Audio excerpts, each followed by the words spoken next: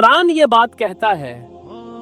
اور ہمیں یہ بات پتہ چلتی ہے ہمارے آرکیولوجیکل ایویڈنسز سے بھی، تو پھر قرآن ایک اور بات کہتا ہے۔ قرآن یہ کہتا ہے کہ پہلا جو انسان اس دنیا میں آیا وہ اللہ کا پیغمبر تھا، وہ اللہ کو جانتا تھا، اس کے پاس ساری کی ساری وہ باتیں، وہ ہدایات موجود تھیں جس سے وہ صرف ایک اللہ کی پرستش کر سکتا تھا۔ اور یہ آیت میں نے آپ کے سامنے رکھی تھی بالکل ابتدا میں، وَمَا كَانَ النَّاسُ إِلَّا أُمَّةً وَاحِدَةً، لوگ نہیں تھے لیکن صرف ایک امت، فَاخْتَلَفُوا، پھر ان کے درمیان اختلاف ہونا شروع ہوا، وَلَوْلَا كَلِمَةٌ سَبَقَتْ مِن رَبِّكَ، اور اگر تمہارے رب کی طرف سے ایک مدت مقرر نہیں ہو چکی ہوتی، لَقُضِيَ بَيْنَهُمْ فِيمَا فِيهِ يَخْتَلِفُونَ، تو اللہ ان کے درمیان فیصلہ کر چکا ہوتا جو اختلافات یہ لوگ کر رہے تھے۔ اس کا مطلب یہ کہ انسان کا جو آغاز ہوا تھا،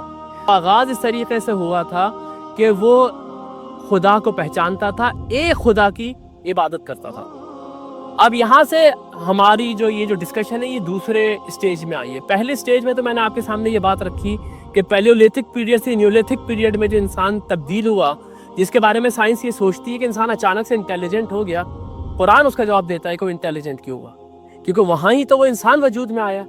اور اگر یہ بات صحیح ہے تو یہ 20,000 سال پہلے کا ایک ٹائم فریم بنتا ہے، لیکن یہ سارے ٹائم فریمز بھی سارے کے سارے بہت زیادہ ایمبیکوس ہیں۔ اس کے اندر بہت ساری چیزیں شاید آگے ڈسکور ہو سکتا ہے، یہ ٹائم پیریڈ بڑھ جائے، ہو سکتا ہے کم ہو جائے، لیکن جو موٹے موٹے انسیڈنسز ہوئے ہیں وہ ابھی تک جو بھی آرکیولوجیکل ڈیولپمنٹس ہوئے ہیں اس میں قرآن کا کوئی اختلاف نہیں ہے۔ بائبل بیچاری اس کے سامنے اس لیے گھٹنے ٹیک گئی ہے کہ اس بائبل کے اندر تحریف ہو چکی ہے۔ اب آ جائیں دوسرے سٹیج کی طرف۔ دوسری سٹیج یہ ہے کہ آج کے دور میں جو کمپیریٹیو ریلیجن کے ماہر ہیں اور آج کے دور کے اندر جو اینتھروپولوجی کے ماہر ہیں، وہ کیونکہ تھیوری آف ایوولوشن کو اپنے ذہن میں رکھتے ہیں، اور یہ جو انٹیلیجنس ہے انسان کی روح پھکرے کی وجہ سے، یعنی کوئی ڈیوائن انٹرونشن ہوئی ہے جس کی وجہ سے انسان ایک لیول سے دوسرے لیول پہ چلا گیا، اس کو وہ مانتے نہیں ہیں۔ تو انسان نے مذہب کیسے بنائے، یہ اصل میں ہمارا موضوع ہے، لیکن ہمیں تھوڑا سا پیچھے سے آنا پڑا۔ اس نے مذہب کیسے بنائے؟ اب اس کے اوپر یہ جو پری ہسٹورک ایرا کے میں آپ کے سامنے بات کر رہا ہوں، یہ جو میں آپ کے سامنے بات رکھنے جا رہا ہوں، میں پتہ نہیں میں آج اس کو مکمل کر سکوں گا کہ نہیں، لیکن میرے اپنے ذات کے لیے یہ ایک بہت بڑا انکشاف تھا، بہت بڑا انکشاف تھا۔ جب میں نے اس کو فرسٹ ٹائم پڑھا، میں آپ کے سامنے یہ رکھ دوں گا میں نے اس کو کہاں کہاں سے اس کی تحقیق کی، اور پھر جو قرآن اور حدیث کے اندر سے مجھے چیزیں ملی، تو that was a mind blowing experience for me. یہ میں آپ کے سامنے ابھی رکھ دیتا ہوں۔ 19ویں اور 20ویں صدی میں یہ جو اینتھروپولوجی کے ماہر تھے یا جو کمپیریٹیو ریلیجن کے ماہر تھے، انہوں نے یہ سوچنا شروع کیا کہ انسان نے مذہب کیسے بنایا۔ تو اس کے اندر جو سب سے پہلی تھیوری آئی، یہ سب سے پہلی تھیوری یہ تھی کہ انسان کیونکہ وہ جانور نما ایک چیز تھا، تو بجلی کڑکتی تھی، طوفان آتے تھے، درخت گر جاتے تھے، یہ جو نیچرل فورسز تھی اس سے وہ ڈر جاتا تھا، جس طرح کوئی بھی جانور ڈر جاتا ہے۔ تو اس نے کیا کیا، اس نے سب سے پہلے یہ کوشش کی کہ ان چیزوں کو جادو سے، میجک سے، کیونکہ میجک کے اثرات بھی ملتے ہیں آپ کو، اور آپ کو یہ پرانے دور کے اندر میجک ایک ایوالوڈ فارم میں ایک سائنس کے طور پہ ملتا ہے، خاص طور پہ حضرت موسیٰ علیہ السلام کے دور میں تو ہم دیکھتے ہیں کہ وہاں پر تو باقاعدہ یہ علم بن چکا تھا۔ تو انہوں نے یہ سوچا کہ سب سے پہلے انسان نے میجک کرنا شروع کیا، وہ میجک کنورٹ ہو گیا ریلیجن کے اندر۔ یہ سب سے پہلی تھیوری ہے کہ انسان ریلیجن کی طرف کیسا آیا۔ اس سے سب سے پہلے اس کو تھیوری آف میجک کہتے ہیں، اور اس کو بنانے والے تھے سر جیمز جارج فریزر۔ یہ 19ویں صدی یعنی 1800 کے اواخر میں انہوں نے اپنی یہ تھیوری پیش کی کہ انسان نے فورسز آف نیچر کو قابو کرنے کے لیے جادو کرنا شروع کیا، اس کو اسپیل پھینکنا شروع کیا۔ اس کے بعد دوسرا مرحلہ کیا ہوا، انسان نے یہ آبزرو کیا، اچھا یہ سب کچھ جو ہو رہا ہے اس کے پیچھے جو ریسرچ ہے وہ کیا ہے، کہ آج بھی آپ کے سامنے کچھ اس طرح کے لوگ موجود ہیں جو انڈیجینیس پیپل، یعنی کہ نیم وحشی اور وحشی قبائل ہیں، آج بھی ایگزسٹ کرتے ہیں افریقہ کے اندر، امریکہ کے اندر، آسٹریلیا کے اندر، جاپان کے اندر، بے آف بنگال کے اندر۔ آج بھی کچھ اس طریقے کے جنگل کے اندر آپ کو کچھ اس طرح کے قبائل مل جائیں گے جو شاید اسی حالت میں موجود ہیں صدیوں سے، جس حالت میں ہم سوچتے ہیں کہ انسان جو ہے آج سے 20,000 سال پہلے، 25,000 سال پہلے، 30,000 سال پہلے تھا۔ وہاں جا کے ان لوگ کی زبان کا اور ان لوگوں کے رہن سہن کا مشاہدہ کرنے کی کوشش کی گئی۔ تو اس سے جو تھیوریز بن رہی ہیں وہ تھیوریز یہ ہیں۔ انہوں نے یہ کہا کہ انسان نے یہ بات محسوس کی کہ بھائی کوئی جنگلی جانور آتا تھا اس کو کھانے کے لیے، اس کو مارنے کے لیے آتا تھا، لیکن اگر وہ اس جنگلی جانور کے آگے کوئی بکری پھینک دے، اس کے آگے کوئی گوشت پھینک دے، وہ اس کو کھا کے واپس چلا جاتا تھا۔ تو یہاں سے یہ انہوں نے تھیوری پیش کی کہ انسان کے اندر سیکریفائس، قربانی، دیوتاؤں کے لیے قربانی، اس کا شعور پیدا ہونا شروع ہوا۔ تو اس کے بعد اگر کوئی طوفان آتا تھا یا بجلی کڑکتی تھی تو وہ یہ سوچتا تھا کہ یہ دیوتا ناراض ہو گیا، اس کے سامنے قربانی دے دو، کیونکہ اس نے یہ چیز آبزرو کی ہوئی تھی۔ تو ان کے نزدیک جو ریلیجن کے لیے جو سب سے پہلی دو تھیوریز ہیں، اس میں سے ایک تھیوری ہے تھیوری آف میجک، دوسری ہے تھیوری آف سیکریفائس۔ لیکن تھوڑے ہی دنوں کے اندر ان دونوں تھیوریز کو ریجیکٹ کر دیا گیا۔ سائیکولوجسٹ جو تھے انہوں نے کہا کہ میجک کا جو انٹینشن ہوتا ہے اور جو مذہب کا انٹینشن ہوتا ہے، یہ دونوں بہت فرق ہوتے ہیں۔ اس لیے آج اگر آپ جا کے ایک چھوٹا سا بھی ریسرچ کرنے کی کوشش کریں تو آپ کو یہ ملے گا کہ اس کے اوپر بہت کرٹیسائز ہوا، اور یہ تھیوری آف میجک اور تھیوری آف سیکریفائس یہ دھڑام سے گر گئی نیچے۔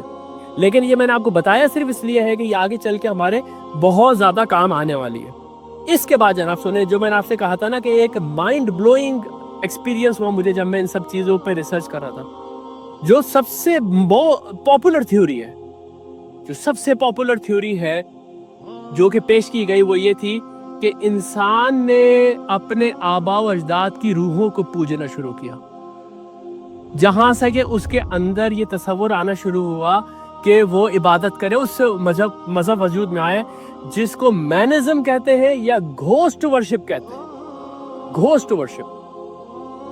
یہ جو تھیوری تھی، اس تھیوری کے مطابق یہ ہے کہ کچھ بڑے بادشاہ یا کچھ بڑے سردار یا کچھ بڑے پریسٹ یا کچھ بڑے نیک لوگ جو تھے، جو مر جایا کرتے تھے، تو یہ کہتے تھے یہ مرے نہیں ہیں، یہ مرے نہیں ہیں، ان کی جو اسپرٹ ہے، ان کی جو روح ہے، یہ یہیں کہیں ہے، اور اگر ہم ان سے اپنا کنیکشن رکھیں گے تو ہمیں آج بھی فائدہ ہوگا۔ اور انہوں نے جو ہمارے لیے قربانیاں دی ہیں، انہوں نے جو ہمارے لیے کیا ہے، تو اس کا تقدس کا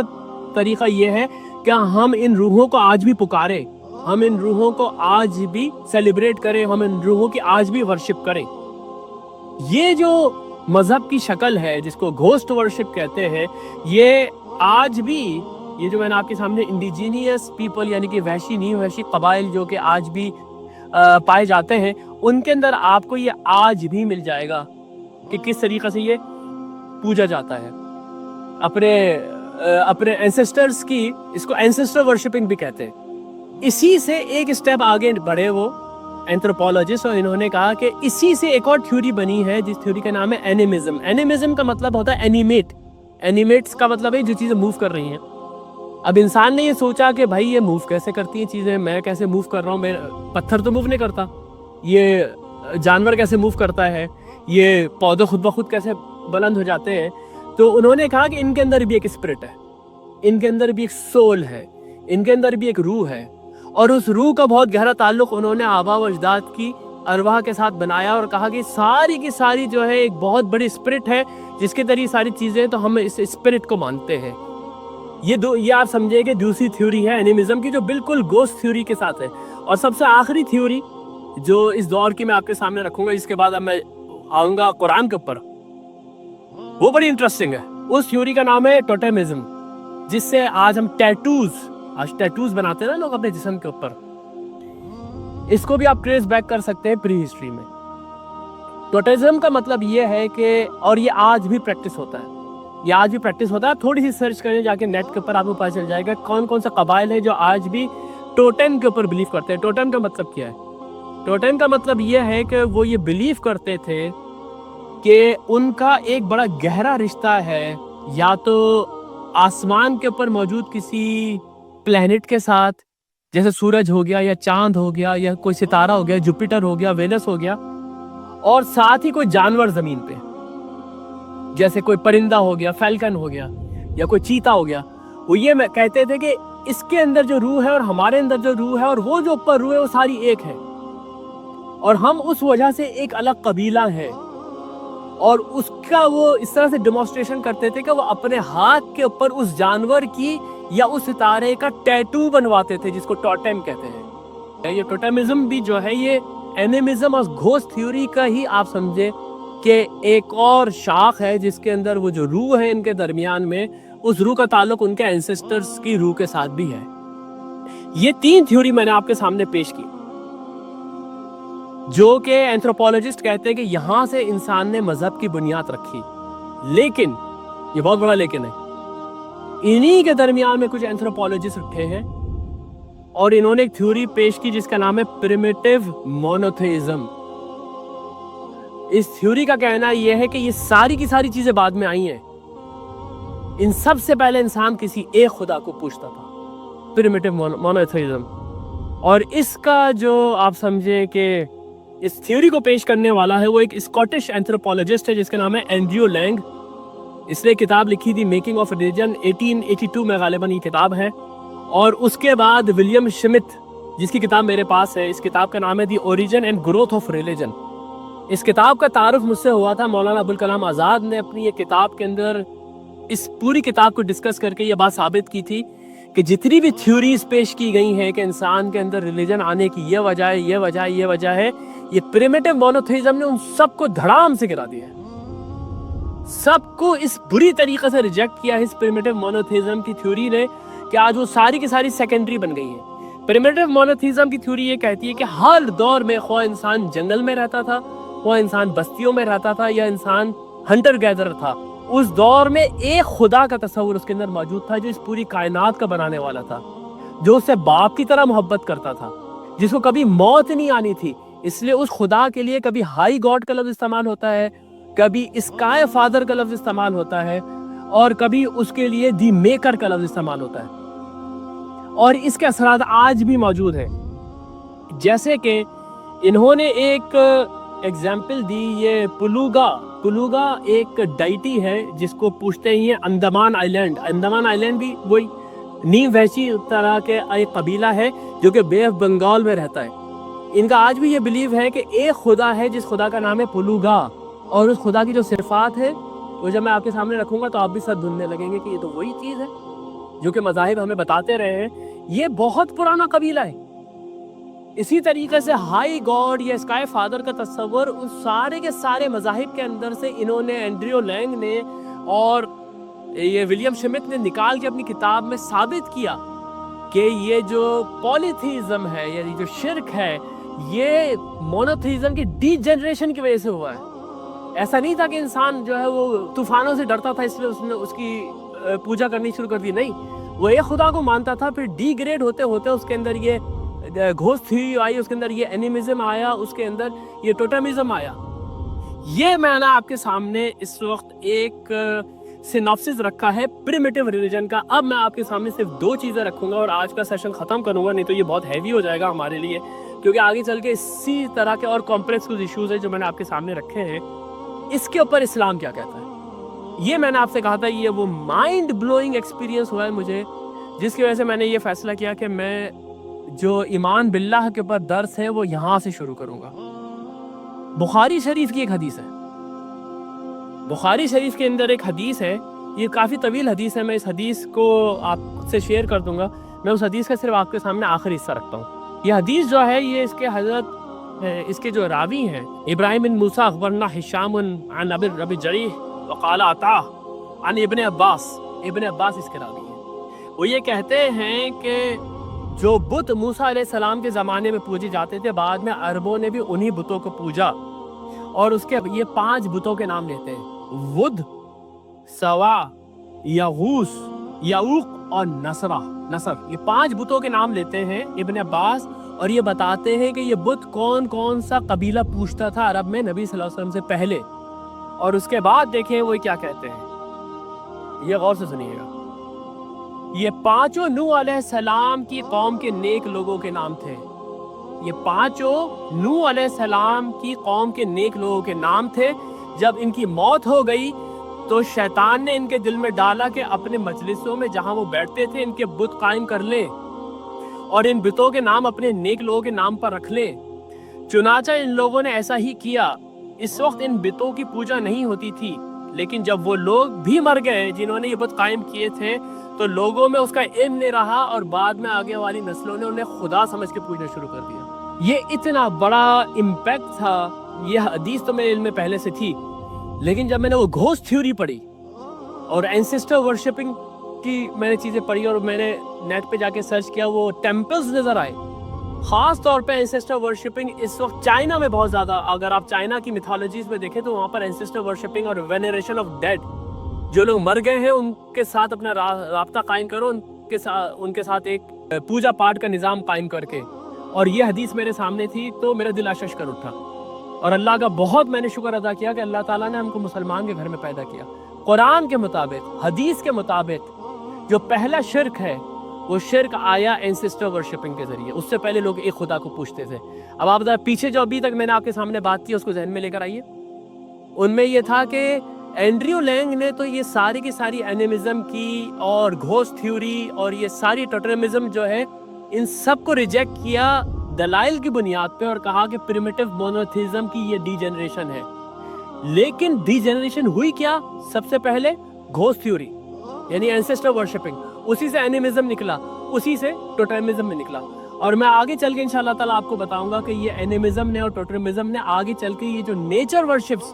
जो हम इब्राहिम अलैहिस्सलाम के दौर में देखते हैं कि सूरज की पूजा हो रही है, चांद की पूजा हो रही है और उसके बाद सितारों की पूजा हो रही है, ये इससे निकल के वहाँ कैसे पहुँचे और कुरान ने कैसे उनके ऊपर हाथ रखा, ये इंशाल्लाह ताला हम अगले दर्स में इसके ऊपर बात करेंगे। लेकिन कुरान के अंदर ये जो मैंने आपके सामने हदीस रखी है, सूरह नूह के अंदर इन पांचों के पांचों बुतों का नाम है। जब नूह अलैहिस्सलाम ने अपनी इन कौम को रोका कि तुम लोग जो हो ये एक खुदा के सिवा किसी की परस्तिश ना करो, तो उसकी कौम के लोगों ने कहा, ये सूरह नूह की आयत नंबर 23 है, वक़ालू ला तज़रुन्ना इलाह आलिहतकुम, अपने इलाहों को मत छोड़ना इनके कहने से, वला तज़रुन्ना वद्दा वला सुवाआ वला यगूसा वला याऊका व नसरा। नाम लेके कुरान ने इन पांच बुतों का कहा कि इन पांच बुतों को कभी भी मत छोड़ना। जो मैंने आपसे कहा था कि इंसान का जो इल्म इस वक्त आगे बढ़ रहा है, तो मेरी ये गट फील है कि अल्लाह ताला हमें अब खुद रहनुमाई कर रहा है कि हमारे सामने ये बात बिल्कुल वाज़ेह हो जाएगी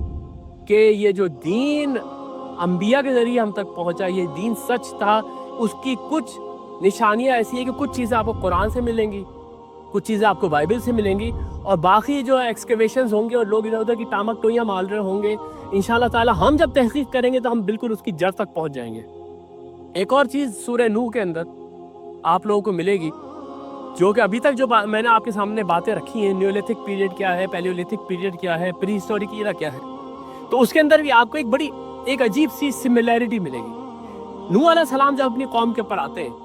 तो उनकी कौम जो भी इन पांचों की पूजा किया करती थी, लेकिन वो करते क्या थे, वो इनकी पूजा क्यों करते थे, आपको इन आयात से अंदाजा हो जाएगा। नूह अलैहिस्सलाम अपनी कौम से कहते हैं, फ़क़ुल्तुस्तग़फ़िरू रब्बकुम इन्नहु काना गफ़्फ़ारा, ए अल्लाह मैंने इनसे कहा कि तुम अपने रब से इस्तग़फ़ार करो, वो बहुत मग़फ़िरत करने वाला है। जब तुम इस्तग़फ़ार करोगे क्या होगा, युरसिलिस समा अलैकुम मिदरारा, वो आसमान से तुम्हारे लिए बारिश बरसाएगा, युमदिदकुम बि अम्वालियु व बनीना व यजअल लकुम जन्नातियु व यजअल लकुम अनहारा, वो तुम्हारे लिए बनाएगा, तुम्हें बढ़ाएगा माल के अंदर, तुम्हें बढ़ाएगा अपने बेटों के अंदर, और तुम्हें बढ़ाएगा तुम्हारे बागात के अंदर, तुम्हें बढ़ाएगा तुम्हारी नहरों के अंदर। बागात का जिक्र है, नहरों का जिक्र है, आगे चल के आप देखेंगे मवेशियों का जिक्र है। अगर आप उसी टाइम लाइन के ऊपर इसको मैप करेंगे तो आपको ये बात समझ में आ जाएगी कि ये उस दौर की दास्तान है जब इंसान ने एग्रीकल्चर बनाना शुरू किया था, और अब नए उसने विलेजेस और छोटी छोटी सिटीज़ बनानी शुरू की थी। उनमें एक कोई सिटी है, उनमें कोई एक विलेज है जो कि हमें पता है इस वक्त कहाँ है, वहाँ नूह अलैहिस्सलाम आए और उन्होंने आके इन लोगों को, जो इन्होंने सबसे पहले जो शिर्क किया वो किया एंसेस्टर वर्शिपिंग का, उससे रोका इनको। और आगे चल के मैं इंशाल्लाह ताला आपको बताऊंगा कि ये जो एग्रीकल्चर रेवोल्यूशन है, इससे ही इंसान ने जो शिर्क पैदा किया वो ये कि वो ज़मीन को पूजने लगा, वो आसमान को पूजने लगा। क्यों? क्योंकि आसमान से बारिश होती थी तो ज़मीन जो है फसल उगाती थी। सारे शिर्क जो कॉम्प्लिकेटेड किस्म के, कॉम्प्लेक्स किस्म के शिर्क के सिस्टम है, इंशाल्लाह ताला जब उसकी जड़ और बुनियाद में आपके सामने रखूंगा, आपके लिए वो बहुत क्लियर हो जाएगा कि ये सारा का सारा मामला जो है ये एग्रीकल्चर से ताल्लुक़ रखता था, एग्रीकल्चर इकोनॉमी से ताल्लुक़ रखता था। बारिश नहीं हुई तो फसल नहीं होगी, اور اگر زمین کی پوجا نہیں کی تو وہ فصل نہیں اگائے گی. سارے کے سارے دیوی دیوتا جو تھے وہ اس کے اراؤنڈ میں گھومتے تھے. اس کے بعد آپ یہ دیکھیں قرآن کے الفاظ, رب السماوات والارض, آسمان اور زمین کا رب وہ ہے, اور وہ ہے جو تمہارے لیے فصلیں اگاتا ہے, وہ ہے جو تمہارے لیے آسمان سے بارش برساتا ہے. یہ ایسا ایکسپیرینس تھا میرے لیے, میں آپ کو اپنے دل کی بات بتا رہا ہوں کہ ایک نیا قرآن کھل گیا میرے سامنے کہ رب السماوات والارض بچپن سے ہم پڑھتے ہوئے آ رہے ہیں. آج جب ہسٹری کے اندر جھانک کے دیکھا تو سب سے زیادہ تو آسمان اور زمین کو پوجا کیا, سورج اور چاند کو پوجا گیا, اور یہ ریزن تھی. آپ دیکھیں گے قرآن کے اندر کہ جب بھی اللہ تعالیٰ یہ کہتا ہے کہ وہ رب السماوات والارض ہے, وہ آسمان سے تمہارے لیے بارش برساتا ہے, اس کے فوراً بعد الفاظ یہ ہے وہ زمین سے تمہارے لیے غلہ اگاتا ہے, وہ تمہارے مویشیوں کو بڑھاتا ہے. کیوں؟ یہ وہ دور تھا جس میں پوری کی پوری اکنامی جو تھی آپ کی, وہ اکنامی بیس کرتی تھی ایگریکلچر کے اوپر, اس لیے اسی کے اوپر یہ شرک کی بنیادیں بننی شروع ہوئیں. یہاں پر بھی آپ کے سامنے واضح ہے کہ نوح علیہ السلام اپنی قوم کو یہ کہہ رہے ہیں کہ تم اللہ کے سوا اور کدھر جا کے یہ مانگ رہے ہو کہ تمہیں اولاد مل جائے زیادہ, تمہیں مل جائے مال زیادہ, تمہیں مل جائے باغات, تمہیں مل جائیں نہریں. صاف پتہ چل رہا ہے کہ وہ لوگ یہ سارے کے سارے کام اپنی ایگریکلچر اکنامی کے لیے کیا کرتے تھے. یہاں پر آ کے میں بس آخری ایک بات آپ کے سامنے رکھ رہا ہوں, اس کے بعد میں آج کا سیشن ختم کرتا ہوں. انشاءاللہ تعالیٰ اگلے سیشن میں اب نوح علیہ السلام کے بعد جو بھی کچھ ہوا, جس کا قرآن میں بھی ذکر ہے اور جس کو ہم آج اینتھروپولوجی کے علم سے بھی بالکل بہت زبردست طریقے سے میپ کر سکتے ہیں انشاءاللہ تعالیٰ, وہ میں آپ کے سامنے رکھوں گا. آخری بات میں آپ کے سامنے یہ رکھ رہا ہوں, میں نے آپ کے سامنے ٹوٹم کا ذکر کیا تھا, ٹوٹمزم کا, کہ یہ ایک اس طرح کا نظریہ کچھ انڈیجینیس لوگوں کے اندر پیدا ہوا کہ وہ اپنا تعلق کسی ایک جانور سے یا کسی ایک آسمانی اس سے رکھتے تھے, کسی بھی سیلیسٹیل آبجیکٹ کے ساتھ کہتے تھے ان سب کے اندر ہمارے اندر ایک کامن روح ہے, ہم لوگ ایک قبیلہ ہے, اور وہ ٹوٹم اپنے ہاتھ میں بنواتے تھے. یہ بات تو کہنا شاید وثوق کے ساتھ کہنا مشکل ہوگی کہ آج کے دور میں جو ٹیٹوز بنوائے جاتے ہیں جسم کے اوپر, یہ اسی کا آؤٹ کم ہے, لیکن اس کا بہت گہرا لنک ہے, کیونکہ نبی اکرم صلی اللہ علیہ وسلم کے دور میں بھی یہ چیز پریکٹس کی جاتی تھی. اس لیے ہمیں احادیث میں واضح طور پہ پتہ چلتا ہے کہ نبی صلی اللہ علیہ وسلم نے ٹیٹوز بنوانے کی مذمت کی ہے. یہ احادیث بخاری کے اندر ہے, اگر آپ جا کے اس کو سرچ کریں گے تو آپ کو 28 سے 30 کے قریب یہ احادیث مل جائیں گی, جس میں نبی صلی اللہ علیہ وسلم نے کہیں پر لعن کے لفظ استعمال کیے یعنی کہ لعنت کے لفظ استعمال کیے, کہیں پر نہا کے لفظ استعمال کیے یعنی روکنے کے لفظ استعمال کیے. یہ جو حدیث میں آپ کے سامنے پڑھ رہا ہوں, اس میں لعن کے لفظ نبی صلی اللہ علیہ وسلم کی طرف منسوب کیے گئے ہیں, کہ ابن عمر اس حدیث کے راوی ہیں. یہ صحیح بخاری کی حدیث ہے کہ لعن اللہ الواصلۃ والمستوصلۃ والواشمۃ والمستوشمہ. اس میں جو واشمہ یعنی وشم سے یہ لفظ نکلا ہے, وشم کے معنی ٹیٹو بنوانے کے ہوتے ہیں, کہ اللہ تعالیٰ نے لعنت بھیجی ہے ان لوگوں کے اوپر جو کہ ٹیٹو بناتے ہیں یا بنواتے ہیں. اب اس کے اوپر جو ڈیبیٹ ہے مسلمانوں کی, کیا ٹیٹو حرام ہے؟ تو اس حدیث کو بنیاد پہ لوگ کہتے ہیں ہاں ٹیٹو حرام ہے, لیکن آپ اگر اب اس پوری کی پوری جو بیک گراؤنڈ ہے اس کو سامنے رکھیں گے تو آپ کو یہ بات آپ کی سمجھ میں آ جائے گی کہ اصل چیز حرام وہ شرک تھا جو اس طرح کے لوگوں نے کیا کہ وہ اپنے آپ اپنا تعلق کسی ایک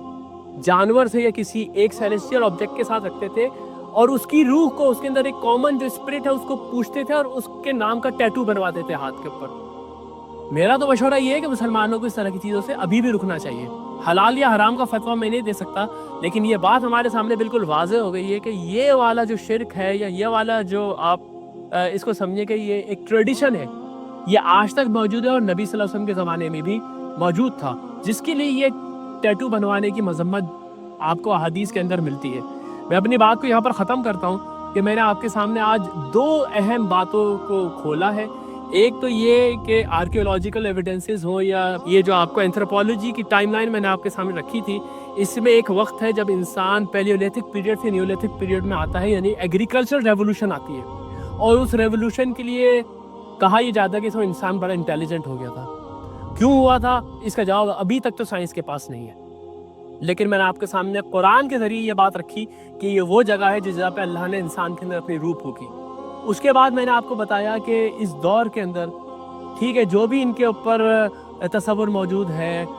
تھیوری آف ایوولوشن کا یا انلائٹمنٹ کا, جس کی وجہ سے ایتھیزم وجود میں آیا ہے, انہوں نے مذہب کی بنیاد قرار دیا کہ انسان بھی ایوالو ہو رہا ہے ذہنی طور پہ. وہ جانوروں کی طرح چیزوں سے ڈرتا تھا, اس لیے ان کی پرستش کرنی شروع کی. پہلے اس نے میجک کرنا شروع کیا, پھر اس نے سیکریفائس کرنی شروع کی. لیکن جب وہ تھیوریز بھی فیل ہو گئیں تو اس کے بعد یہ 3 مین تھیوریز آئیں, جس کو آپ اینسسٹر ورشپنگ کہتے ہیں, یا اینیمزم کہتے ہیں, یا جس کو آپ ٹوٹیمزم کہتے ہیں.